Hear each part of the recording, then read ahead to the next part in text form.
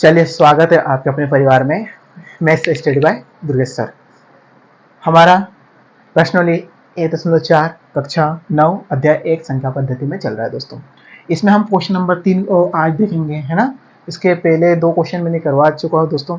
आज हम देखेंगे इसका क्वेश्चन नंबर 3। क्वेश्चन नंबर 3 थोड़ा बड़ा दिख रहा है, लेकिन शायद है थोड़ा सा आपको समझना होगा इस चीज को। आपको याद होगा कि पाई को एक वृत्त की परिधि मान लीजिए, मतलब हम पाई जो इसको वृत्त की परिधि को हम सी मान लेंगे, है ना, और इसके व्यास को डी मान लेंगे। मतलब परिधि क्या मान लेंगे, परिधि आप मान लोगे सी और व्यास को क्या मान लोगे, डी मान लेंगे, ठीक है।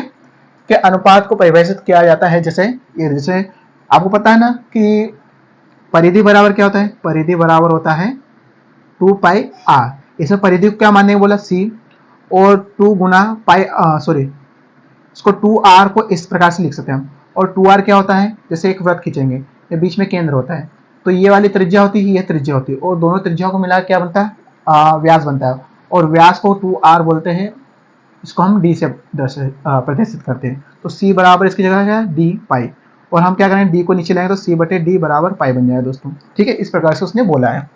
अनुपात को परिभाषित है, उसका अनुपात है c बटे d, मतलब ये c और d का परिधि और व्यास का अनुपात है, ठीक है। यह इस तथ्य का अंतर्विरोध करता हुआ प्रतीत होता है कि एक पाई एक अपरिमेय संख्या है। मतलब इससे क्या सिद्ध चल रहा है कि पाई एक अपरिमेय संख्या नहीं है, मतलब उसका परिमेय संख्या। लेकिन अपन जानते हैं कि पाई का मान कभी भी यूज क्या करते हैं, 22/7, लेकिन 22/7 क्या है, परिमेय संख्या दोस्तों। तो इसका सिंपल सा आपको आंसर इतना बताना है कि इसमें से कोई भी एक अपरिमेय संख्या होगी, या तो सी हो सकता है या फिर डी हो सकता है।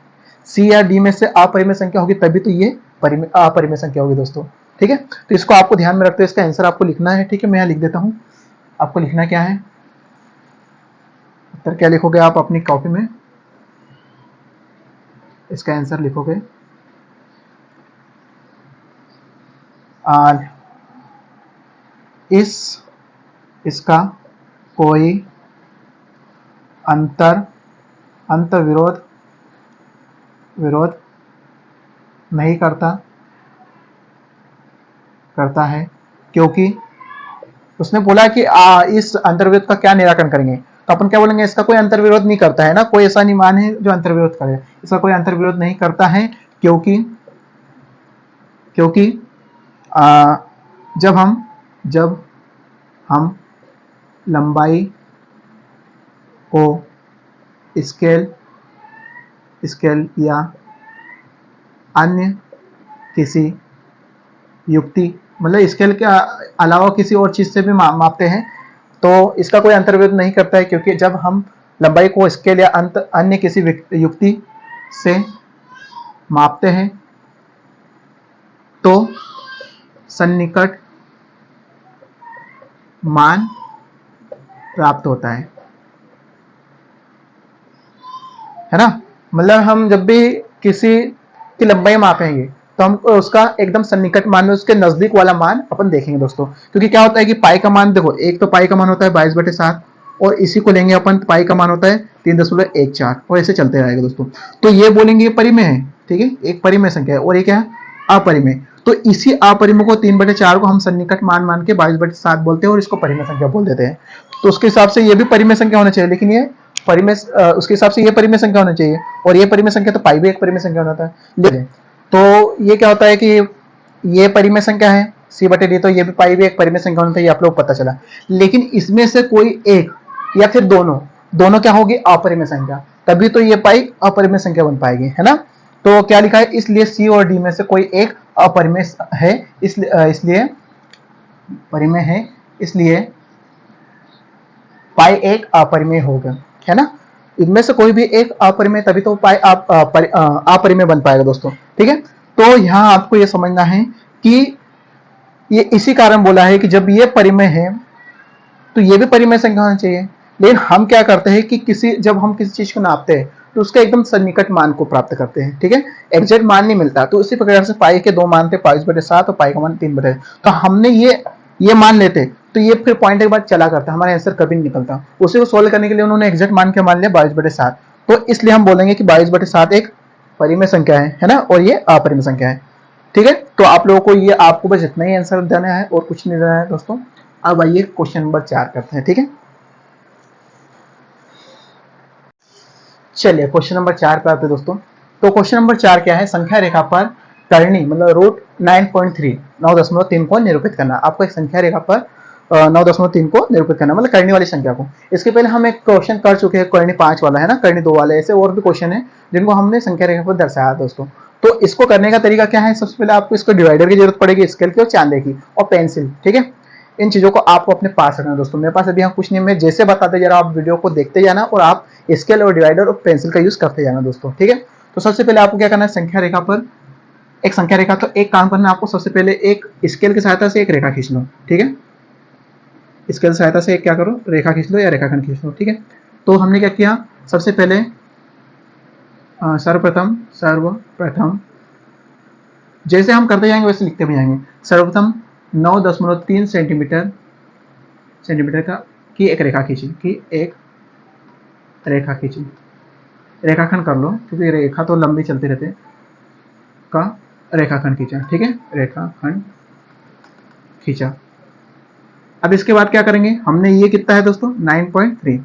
अब क्या करेंगे कि इसका नाम ए बी नाम देते हैं, ठीक है, इसका ए और एक बी नाम देते हैं। अब क्या करेंगे, ए बी से थोड़ा सा ज्यादा मतलब 1 सेंटीमीटर का क्या लिखेंगे, थोड़ा सा 1 सेंटीमीटर बढ़ा लो, ए बी रेखा खंड को 1 सेंटीमीटर बढ़ाया, ठीक है। तो आप एक काम करो, इधर बढ़ा लो, ठीक है। ये कितना होगा 1 सेंटीमीटर, ये कितना होगा 9.3 सेंटीमीटर। तो इसका नाम आप सी दे दो, ठीक है, इसका नाम सी दे दो, या फिर आपको ये अच्छा नहीं लग रहा तो एक काम करो, इसका नाम ए दे दो, इसका नाम सी दे दो, इसका नाम बी रहने दो, ठीक है।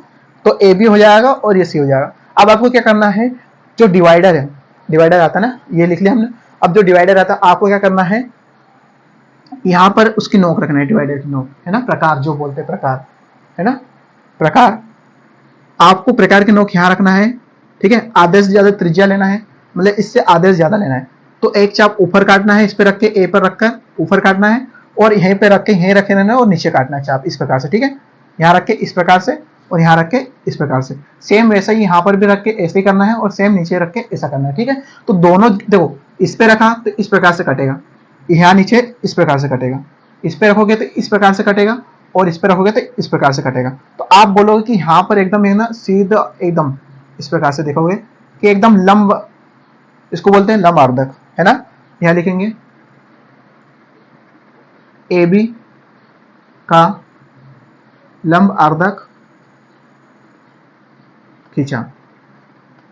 लंब आर्धक मतलब समझते हो कि इसको हमने ए बी को बराबर 2 भागों में बांट दिया, मतलब बीच में से एक लंब खींच के, ठीक है। अब हमने क्या किया, करने के बाद आपको क्या करना है, इसको आप एक काम करो, इसको इस प्रकार से कर लो, कुछ भी इस प्रकार से, ठीक है।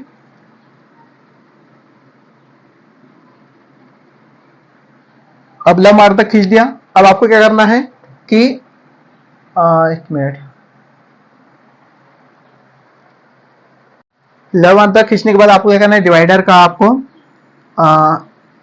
डिवाइडर आपको लेना है इसके बराबर त्रिज्या, यहाँ से यहाँ तक, या फिर इसके बराबर, क्योंकि दोनों बराबर हो जाएगी, है ना। इसके बराबर त्रिज्या प्रकार को ऐसे फैला लो, इसके बराबर या फिर इसके बराबर, और आपको डिवाइडर की नोक यहाँ रखना है और इस प्रकार से अर्धवृत्त खींचना है पूरा, मतलब यहाँ ए से लेकर बी तक आएगा ऐसा घूम के, मतलब यहाँ से टच होते हुए इस प्रकार से यहाँ पर आएगा दोस्तों। क्या करना है आपको, समझ में आया। यहाँ 4th पॉइंट क्या लिखोगे आप कि इसका नाम अपन कुछ दे दें क्या, चलो ओ नाम दे देते हैं ना। अब क्या करेंगे, एओ के बराबर त्रिज्या लेकर एक अर्धवृत्त खींचा, एक अर्धवृत्त खींचा, ठीक है, जैसा हम करते जा रहे वैसे। तो अब हमने ए बी एओ के बराबर त्रिज्या लेके अर्धवृत्त खींचा, मतलब यहाँ पर डिवाइडर के नोक रखना और इस प्रकार से एक अर्धवृत्त बनाएगा दोस्तों, ठीक है, यहाँ मिलेगा। अब आपको क्या करना है, ठीक है, ये हो गया। अब आपका ये करना है कि ये जो मिला हमारा तो 9.3 है। अब आपको क्या करना है, ये जो सी है इसको लंब मतलब स्केल की सहायता से आप मिला देना इसको, है ना, स्केल की सहायता से मिला देना, एकदम यहाँ टच करेगा दोस्तों, यहाँ पर एकदम स्केल की सहायता से मिला देना, ठीक है, ठीक है, समझ में आया इतना। अब आपको क्या करना है, इसके बराबर त्रिज्या लेना है। ठीक है, ये जो बना है हमारा, ये काटा है ना आपने, इसके बराबर त्रिज्या, और इसके बराबर यहाँ रख के इस प्रकार से इधर काट दो या फिर इधर काट दो, आपके ऊपर है। ठीक है, आप किधर भी काट सकते हो। तो हम क्या करें, अंदर की ओर काट देते, तो यहाँ रखेंगे, तो यहाँ रख के इस प्रकार से काटेंगे, तो इस प्रकार से कट के यहाँ पर कुछ आएगा दोस्तों, इस प्रकार से। ठीक है, तो ये जो पॉइंट हमारा मिला, इसका नाम A B C D D रख दो, और ये हमारा है, ये 9.3 को दर्शाएगा दोस्तों। ये जो बिंदु हमारा 9.3 को दर्शाएगा। तो हम लिखते हैं कि क्या करा हमने, फिफ्थ पॉइंट, इसका भी नाम देना पड़ेगा ना, परिधि तथा सी बिंदु को मिलाया है, ऐसा लिखो फोर्थ में, परिधि तथा बिंदु सी को मिलाया। अब ये कैसे मिला दोस्तों, टेढ़ा नहीं मिलाना, एकदम खड़ा मिलाना है स्केल की सहायता से। ठीक है, मिलाया। अब क्या करना है कि यहाँ सी पे पॉइंटर रख के इसके बराबर त्रिज्या लेना ना, छठवा क्या लिखोगे, सी पर प्रकार रखकर क्या डिवाइडर रखकर है ना, प्रकार रखकर एक चाप काटा, एक चाप काटा, जो बोल सकते हैं हम सी डी बोल सकते हैं ना, सी बी को बिंदु डी पर प्रतिच्छेद करता है, बिंदु डी बराबर √9.3 होगा। तो इतना करना था दोस्तों आप लोगों को। समझ में आया क्या कि हमने सबसे पहले हमने 9.3 सेंटीमीटर के स्केल के साथ एक रेखाखंड खींचा, फिर हमने क्या किया, उस रेखाखंड को 1 सेंटीमीटर और बढ़ाया। इतना करने के बाद उसका नाम दे दिया ए बी, और इसका नाम दे दिया सी। अब ए बी क्या करना है आपको, ए बी का लंब अर्धक खींचना है। लंब अर्धक मतलब समझते हो कि ए से या बी से आधे से ज्यादा त्रिज्या लेके एक चाप ऊपर काटना है, वही चाप नीचे काटना है, ए पे रख के, फिर बी पे रख के ऊपर काटना है, नीचे काटते, इस प्रकार से कटे हुए चाप मिलेगा। ठीक है दोस्तों, जब इसको आप मिलाओगे इस प्रकार से, ठीक है, अब आपको क्या करना है, ये जो आएगा जहां कटेगा उसके बराबर त्रिज्या लेके आपको क्या करना है, ये जो किया ना, इसके बराबर त्रिज्या लेके एक अर्धवृत्त खींचोगे। अर्धवृत्त खींचने के बाद आप क्या करोगे, जो सी पॉइंट था आप उसको मिला दोगे। सी पॉइंट मिलाने के बाद आप सी पॉइंट जो इसकी लंबाई है इसके बराबर त्रिज्या लेकर इसको काट दोगे, तो जो पॉइंट हमारा मिलेगा ये हमारा 9.3 होगा दोस्तों। बस इतना सा क्वेश्चन में था, बाकी कुछ भी नहीं था दोस्तों क्वेश्चन में। तो आपको ये स्टेप अच्छे से उतारना है, जैसे हम करते गए वैसे हम लिखते गए। ठीक है, तो आपके हिसाब से कुछ अलग से लिख सकते हो, आप जैसे चाहे वैसे लिख सकते हो, जरूरी नहीं कि मैंने जैसा लिखा वैसे ही लिख सकते हो, आप अपने हिसाब से लिख सकते हो, लेकिन स्टेप ऐसे ही रहेगी दोस्तों। ठीक है, तो ये हमारा क्वेश्चन नंबर 4 था। ठीक है, अब जो करने वाले दोस्तों, इसके आगे प्रश्न नंबर 5, हर का परिमीकरण दोस्तों। तो आज के वीडियो में फिलहाल इतना ही। अगले वीडियो में कल मिलेंगे इसके क्वेश्चन नंबर 5 के साथ, जिसमें हम पढ़ेंगे हर का परिमीकरण क्या होता है दोस्तों, परिमीकरण करना सीखेंगे दोस्तों। तो अगर आप हमारे चैनल पर नए हैं तो प्लीज चैनल को सब्सक्राइब, और आप लोगों को वीडियो अच्छा लगा, क्वेश्चन समझ में आया तो प्लीज वीडियो को लाइक और चैनल को सब्सक्राइब और कमेंट करना ना भूलें दोस्तों। ठीक है।